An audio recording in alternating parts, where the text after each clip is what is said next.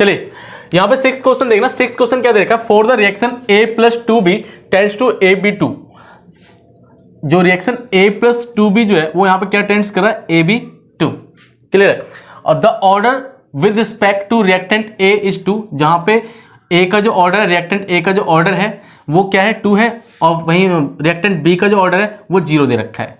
ठीक है। So what will change in rate of reaction if the concentration of A is double and B is half.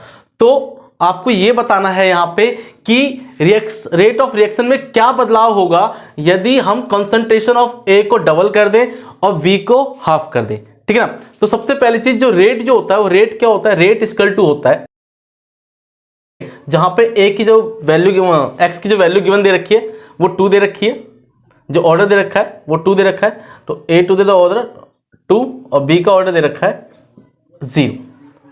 Clear है। यहां पे आपको rate ये दे रखा है, ये रेट गिवन दे रखा है। ठीक है ना। अब बोला गया कि यदि कंसंट्रेशन ऑफ A को डबल कर दिया जाए, यदि कंसंट्रेशन ऑफ A को डबल कर दिया जाए तो according to question, according to A to Q, यदि कंसंट्रेशन ऑफ A को डबल कर दिया जाए तो जब आप A को डबल करोगे, रेट इक्वल टू, जब आप इसको A को डबल कर दोगे तो A को डबल आप ऐसे करोगे, ठीक है, 2 टाइम्स कर दिया। ठीक है। वहीं पे B को हाफ कर दोगे तो 1/2 B। ठीक है। तो ये तो इसकी पावर 0 है तो ये तो 1 बन जाएगा। ठीक है ना। तो ये क्या हो जाएगा, ये हो जाएगा 4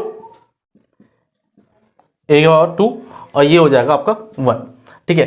तो यहां पे आपका जो रिएक्शन जो है वो कितना इंक्रीज हुआ, 4 टाइम्स इंक्रीज हो रहा है, तो इंक्रीज 4 टाइम्स। ठीक है। तो आंसर जो होगा इसका क्या होगा, A होगा।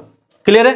क्योंकि ये 4 टाइम्स क्या हो रहा है, चेंज हो रहा है, 4 टाइम्स बढ़ रहा है। ठीक है। यहां पे जो A जो था वो कंसंट्रेशन ऑफ A जो है वो कितना टाइम्स हो गया, 4 टाइम्स हो गया। क्या करने पे, जब कंसंट्रेशन ऑफ A को डबल किया गया तो यहां पे जो A का जो कंसंट्रेशन है वो कितना बढ़ गया, 4 टाइम्स बढ़ गया। ठीक है ना। तो यहां पे जो इसका जो आंसर आएगा वो क्या आएगा, इंक्रीज 4 टाइम्स। जो रेट ऑफ रिएक्शन में बदलाव आएगा वो क्या आएगा, इंक्रीज 4 टाइम्स। क्लियर है। चलिए